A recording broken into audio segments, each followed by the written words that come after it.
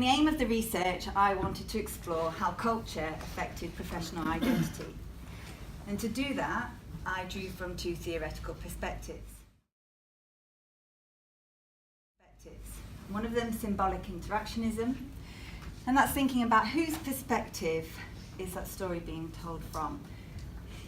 So today, I'm stood here at the front of this room, and I'm going to come away with a different perception of this interaction, of this moment and time of meeting you.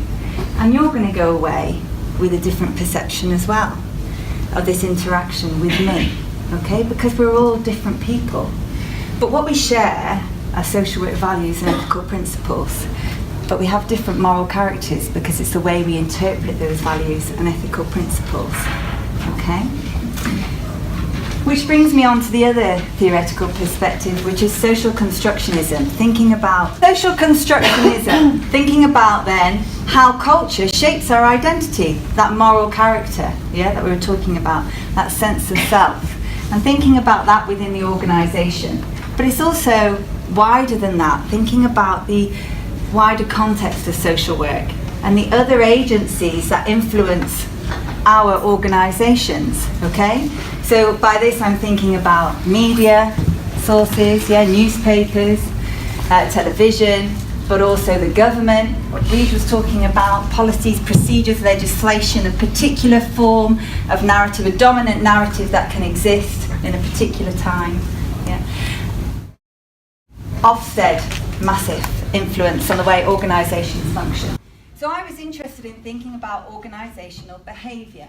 Why do we do what we do? But what I wasn't expecting was to stumble across misbehaviour.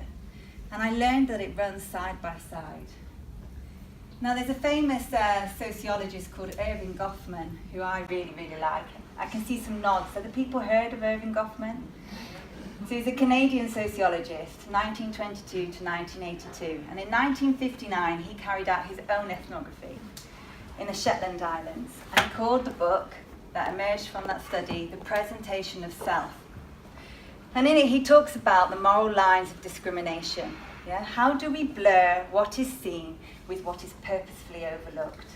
And it kind of touches what Breege was talking about, but also Chris, okay? An overview.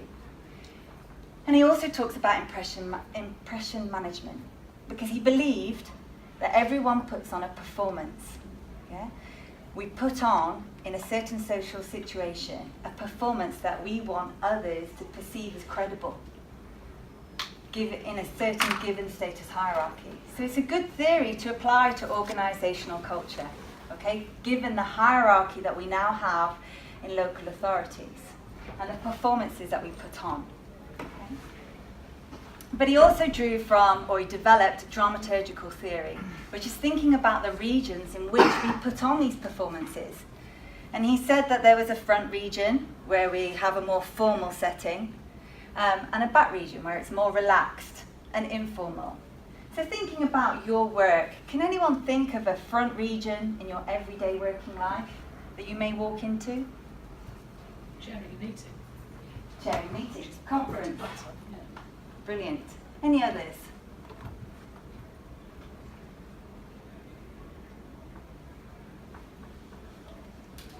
Is that the only one that you have, do you think? Chairing meetings? Communicating on telephones and through emails. Okay, yes. A subtle one because it's in the back region. But think about the social workers that you're talking to as well. They'll be going out to the front region, which is meeting families. They'll be having meetings with other professionals as well. What about when you meet senior management? What about when Ofsted come and visit you? A big front region. And the back region. The back region is where it's more informal and more relaxed. That's where you're with your team, where you can feel more comfortable making jokes. But this is also where colloquialisms emerge and cultural sayings. Okay? And a big one that emerged in my study was the term just nod and smile. Okay? Nice. I'm just nodding and smiling. And it's that I wanted to explore.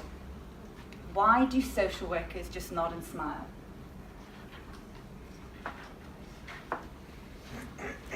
I just want to talk to you about this as well, because I use this in this paper, and it's the cloak of competence. Edgerton was talking about why do we put on this credible performance, and it's this cloak of competence that we put on as professionals. And it's a big theory within professionalisation, literature and socialisation of professions. But then in 2006, Pudafat and colleagues came along and said, is it really the cloak of competence or is it the cloak of conformity? Yeah? When we're trying to appear competent, are we actually just trying to conform with the organisation and its ideals? Okay. So I want to set the scene really and give you a bit of background to how this emerged. And it wasn't long after I started the study that we had a change of government. The coalition government got elected, and within a few weeks this email came round the authority. Can you see at the back what the email says? Okay, I'll read it to Bit of you. an eye test, something about reducing the numbers of children in care, but Yeah, you get the gist then, don't you? I bet you've got an email the same. Okay, I'll read it out. It says, an email arrived today telling staff that no more children are to come into care because the local authority has gone 5 million over budget. It said, if we do not reduce spending, we will have to look elsewhere to recoup our losses. This comment seems to have created panic, as the rumours suggest that redundancies are on the horizon. Okay, as you can see, day 5. So it wasn't long after this study started that this occurred. Okay. So what happened? Everyone started to, it was this saying in particular, look elsewhere to recoup our losses. That sent everyone into panic. Team managers, we'd recently just split all the teams into smaller hubs. So we had a smaller team with 2 managers, an assistant team manager, a team manager, and 2 senior practitioners. Okay? The talk was these teams were going to be returned to their larger former self, which meant that there would be 2 managers per team, no longer required. But it also meant that we were going to have to look at the service differently, because if we weren't going to be taking young people into care, what were we going to be doing? And when we're talking about young people into care, we're talking about the teenagers that were often overlooked.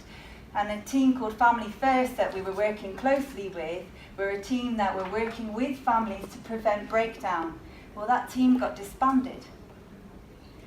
But at the same time, the other narrative is no children are to come into care. So this team that was preventing children coming into care was going to disperse, but at the same time, we weren't allowed to take any children coming into care. Now, I don't need to remind you of Rochdale and Rotherham, where this has occurred elsewhere.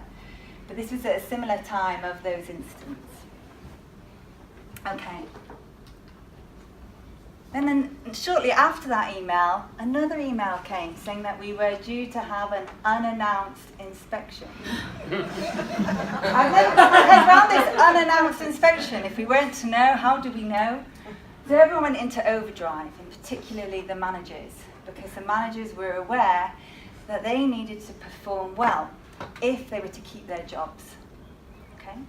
And I also need to mention that our agency, our organisation, also had a number of agency social workers, and a few of them were asked, well, their contracts weren't renewed and they were asked to leave. A few remained, but a few left, which meant that the caseloads increased.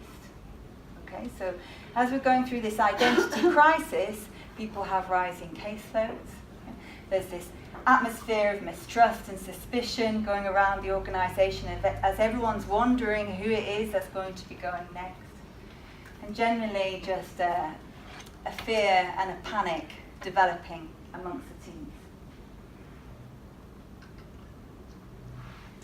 And one of these teams is the West team. Well, this is a team that I focused on in this paper in particular, because Debbie, the manager from this team, when faced with this new situation and realising that she was responsible for her team's performance, created a star chart which she put out into the office wall. And the star chart gave social workers who turned assessments in on time a gold star, and those who didn't got a red star. If you got a red star, then you were called in to see Debbie, who was going to give you a talking to. And if you got 2 red stars, then you are sent to the service unit manager. I'm doing a study elsewhere, and it's kind of changed. It's no longer called the STAR chart. That and the supervision just a few weeks ago, and a social worker. I mean, this was at the time of initial assessments, okay? Now it's a single assessment, isn't it? And this social worker had, I'm doing another study where I'm observing organisational behaviour again, but seeing how it affects practice in a different authority altogether. And I was observing a supervision between a manager and the social worker. And the manager said, "Did you go and see this child as part of your statutory visit?" And the social worker said, "Yes, I did." And she said, "Well, you haven't copied it over to the other children, so it shows that they haven't had a visit. I'm afraid to say you're on the shame list. And I'm now going to have to report you." Okay. So I think it's spreading in different ways and moving around cultures in different forms. This is with an interview with one of the long-term serving social workers on the West team called Beth. And this is her reaction to the STAR chart. I say, "A STAR chart?" And she says, "Yes, a STAR chart.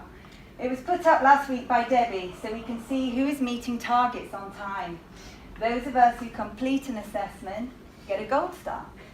Those who do not get a red one. If you get 1 red star, then you have a meeting with the manager. 2 red stars, then it's to the service unit manager, and you could face disciplinary procedures." And I say, "What?" And she says, "Yes, it's bullshit. It's patronising and it's demoralising. We don't sit on these assessments for fun. I'm way over my recommended allocation already." But when I spoke to Debbie about this, Debbie had a different perception. Yeah? This STAR chart worked well with her 3-year-old son. So there was no reason it wouldn't work well with her team. But there was also something else. It enabled Debbie to save face in front of senior managers. Yeah?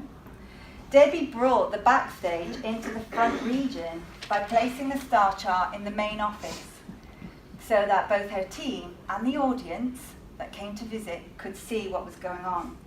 It named and shamed those social workers who were failing to meet targets, but it also praised those who did. Okay? Debbie wore the cloak of competence, yeah, that I was just telling you about, because it allowed Debbie to still appear competent despite the performances of her failing staff. So what she was doing in effect was separating herself from those performances of her staff and showing her managers, it's not me, it's them. But what it didn't show was the lack of support that Debbie was providing to her staff. Because what it didn't acknowledge was, with the removal or the disbanding of the team, the rising caseloads, was that people were struggling to cope. Yeah? And what it did was it created divides within the team. The STAR chart highlighted how many social workers were meeting targets, but for Beth, it didn't take into consideration the other pressures that social workers faced. Time constraints, rising caseloads, and other daily expected emergencies that social workers just have to deal with. Now, this conflict divided the team and created 2 binary positions, those that complied and those that resisted.